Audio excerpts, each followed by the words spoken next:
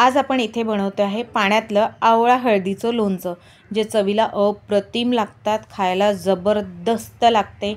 चव अगदी वेगळी अशी, ना तेलाची गरज, एक थेंब तेल नाही, तिखट नाही, काही नाही, जबरदस्त असं लोणचं। तर कसं बनवलेलं आहे ते तुम्हाला मी समोर व्हिडिओत सांगतेच आहे।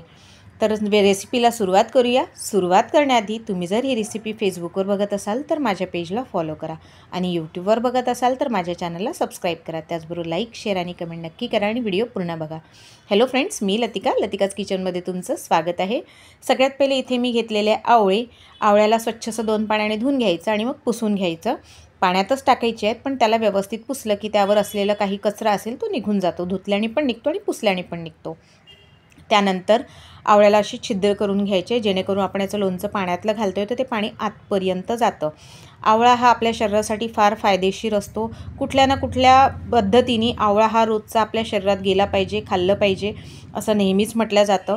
केसासाठी, आपल्या स्किनसाठी, आपल्या ओव्हरऑल बॉडीसाठी आवळा हा फार उपयुक्त असते। एक आवळा तरी रोज खाल्ला पाहिजे असं म्हणतात। तर म्हणून हे आवळ्याचं पाण्यातलं लोणचं जे चवीला अप्रतिम लागतात। त्याचबरोबर अशा आवळ्याला टोचून घेतले, त्याला मी बाजूला ठेवले। सोबत इथे मी काही मिरच्या, आंबी हळद, ही जी पांढरी दिसते ना ती आंबी हळद आहे, चवीला खूप छान लागते। याला साधं निंबू लावून, जरी निंबू मीठ लावून खाल्लं की खूप अप्रतिम लागते।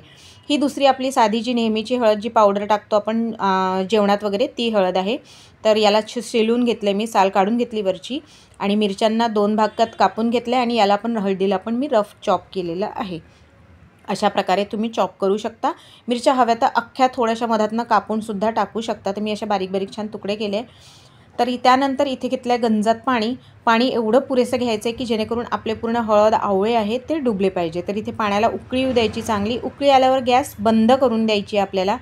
त्यात घालायचं आहे मीठ घालायचं आहे। इथे मी 2 चमचे मीठ घातलेलं आहे आणि त्याला फिरवून घ्यायचं। आता व्यवस्थित त्याला मी फिरवून घेते आहे। त्याचबरोबर माझ्या चॅनलवर वेगवेगळ्या नवनवीन आणि छान अशा रेसिपीज दिलेल्या आहेत। एंड स्क्रीनला सुद्धा मी रेसिपीज दिलेल्या आहे आणि आय बटनला सुद्धा दिलेल्या आहे।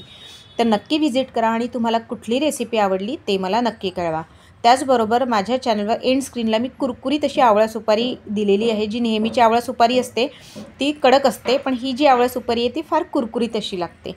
तर ती सुद्धा दिलेली आहे, नक्की बघा, म्हणजे तुम्हाला कळेल की ती कशी बनवली, खायला खूप छान लागते। तर इथे सगळं मी पाणी ढवळून घेतले, छान मिक्स करून घेतली आहे मीठ, त्यात आवळे घातले। त्यानंतर मिरची आणि हळद जी आहे जी कापलेली आहे ते सुद्धा घालून घेते आहे।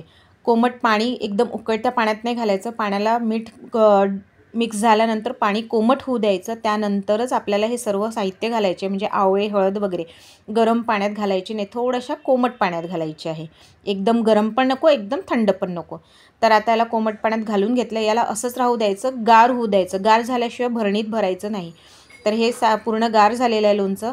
आता यात मी घालते आहे, भरणी घेतलेली आहे, भरणीला स्वच्छ असं धुवून घ्यायचं आणि त्यानंतर हे जे आवळ्याचं लोणचं आहे पाण्यातलं ते यात घालून घ्यायचं। तर सगळ्यात पहिले मी हे जे हळद, आवळे ते घालून घेते आहे आणि नंतर वरतून पाणी घालते आहे।